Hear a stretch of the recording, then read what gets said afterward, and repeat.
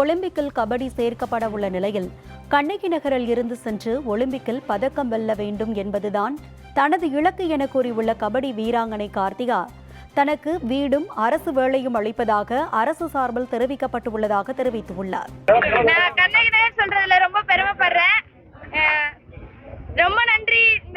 நம்ம கண்ணகி நகர் மக்கள் எல்லாருக்கும் ரொம்ப சப்போர்ட் பண்றீங்க. 3rd யூத் ஏஷியன் கேம்ஸ்ல ஃபர்ஸ்ட் பிளேஸ் பண்ணிருக்கோம். நான் வைஸ் கேப்டனா போயிருக்கேன். எனக்கு ரொம்ப பெருமையா இருக்கு நம்ம கண்ணகி நகர்ல இருந்து போனதுனால.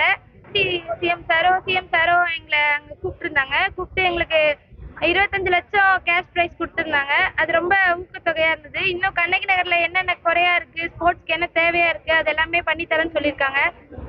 எனக்கு அரசு வேலையும் பண்ணித்தரேன்னு சொல்லியிருக்காங்க. வீடு இது பண்ணித்தரேன்னு சொல்லியிருக்காங்க. அடுத்து ஒலிம்பிக்ல கபடி வருது சார். அதுல பர்ஃபார்ம் பண்ணி நம்ம கண்ணகி நகர்ல இருந்து ஒலிம்பிக்ல மெடல் பண்ணோம் சார். அதான் என்னோட கோல்.